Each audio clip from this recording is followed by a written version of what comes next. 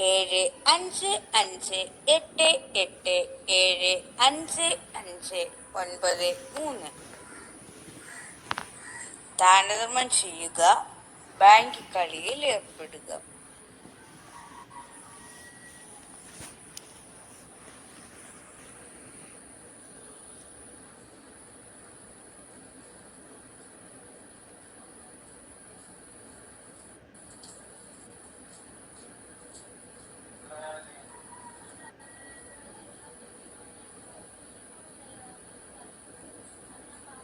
ഞാൻ നല്ല സാമ്പത്തിക ബുദ്ധിമുട്ടിലാണ്, എന്നെ അനുഗ്രഹിക്കണം. ജയ. സാമ്പത്തിക ബുദ്ധിമുട്ടിലാണ്, അനുഗ്രഹിക്കണമെന്ന് പറഞ്ഞുകൊണ്ട് 11 രൂപ ഇട്ടിട്ട് ഒരാൾ വന്ന് പറയുന്നത്. എൻ്റെ അനുഗ്രഹം വേണമെന്നുണ്ടെങ്കിൽ ഇതിൽ വന്ന് ഗൂഗിൾ പേയിലോ അല്ലെങ്കിൽ PPയിലോ വന്ന് പൈസ ഇട്ടിട്ട് അനുഗ്രഹിക്കണം എന്നല്ല പറയണ്ടേ. വിഡ്ഢികളുടെ ലോകത്തൊന്നും വെളിയിൽ വരിക, നേരിട്ട് വരിക കേട്ടോ. നേരിട്ട് വന്ന് അനുഗ്രഹം വാങ്ങിക്കുക. അല്ലാതെ 11 രൂപ ഇട്ടിട്ട് അനുഗ്രഹിക്കണം. അനുഗ്രഹം വേണമെങ്കിൽ എന്ത് ചെയ്യണം? നേരിട്ട് തന്നെ വരണം. ആ കൈകളുടെ പവറും ഊർജവും ഒക്കെ ജീവിച്ചിരിക്കുമ്പോൾ തന്നെ നിങ്ങൾക്ക് അനുഗ്രഹം, നല്ലൊരു അനുഗ്രഹം വേണമെന്നുണ്ടെങ്കിൽ നേരിട്ട് വരിക. ഇനിയല്ല സാമ്പത്തിക ബുദ്ധിമുട്ടാണ് എന്നുണ്ടെങ്കിൽ നിങ്ങൾ ഈ പറയുന്ന ആപ്പിലൂടെ അങ്ങോട്ടും ഇങ്ങോട്ടും ദാനധർമ്മം ചെയ്യുക, സൗഹൃദങ്ങളുമായിട്ട് ദാനധർമ്മം ചെയ്യുക. അനുഗ്രഹം രണ്ടും വേണമെങ്കിൽ രണ്ടും, അനുഗ്രഹവും വേണം, സാമ്പത്തിക ബുദ്ധിമുട്ടും ഇല്ലാതാക്കുകയും വേണം. അപ്പൊ രണ്ടും കൂടെ വേണമെങ്കിൽ രണ്ടും ഉപയോഗിക്കണം കേട്ടോ. അനുഗ്രഹം വേണമെങ്കിൽ നേരിട്ട് വരണം. നിങ്ങൾ എന്താണ് ഇനിയും വിഡ്ഢികളുടെ ലോകത്തുനിന്നും വെളിയിൽ വരിക, സ്വയം തിരിച്ചറിയുക. അനുഗ്രഹം എന്ന് പറയുമ്പോൾ വെറൊരു വാക്ക് മാത്രമല്ലെന്നും വാക്കല്ലെന്നും നന്നായിട്ട് തിരിച്ചറിയുക. അനുഗ്രഹം എന്ന് പറയുമ്പോഴേ എന്താ പറയാ, ആത്മാർത്ഥമായിട്ട് അനുഗ്രഹിക്കുകയാണ്. അവനവന്റെ ഉള്ളിൽ തന്നെ ഒരു അനുഗ്രഹം ഉണ്ടാകും, മറ്റൊരു വ്യക്തിയിൽ നിന്നും ഉണ്ടാകും, മറ്റൊരാളിൽ നിന്നും ഉണ്ടാകും അനുഗ്രഹം.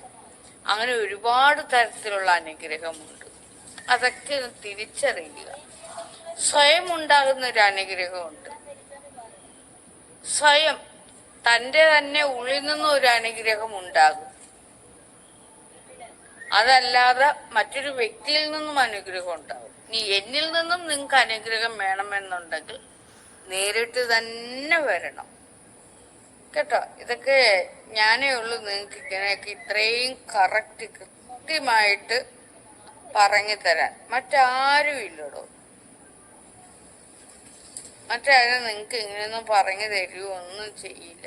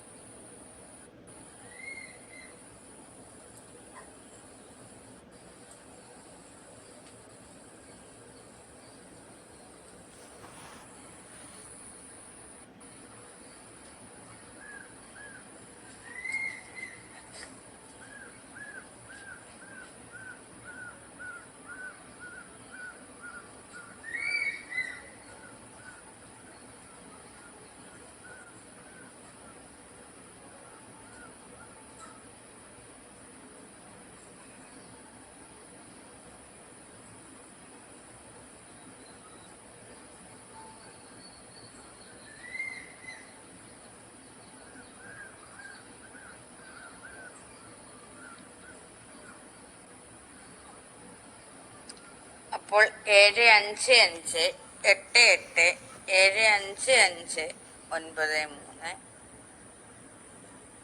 ദാനധർമ്മം ചെയ്യുക. ഓരോ വാക്ക് കേൾക്കുമ്പോഴും ദാനധർമ്മം ചെയ്യുക. ബാങ്കിൽ കാലിയാകാതിരിക്കാൻ പ്രത്യേകം പരസ്പരം ശ്രദ്ധിക്കുക. എൻ്റെ ബാങ്ക് കാലിയാകാതിരിക്കാനും നിങ്ങൾ ശ്രമിക്കുക.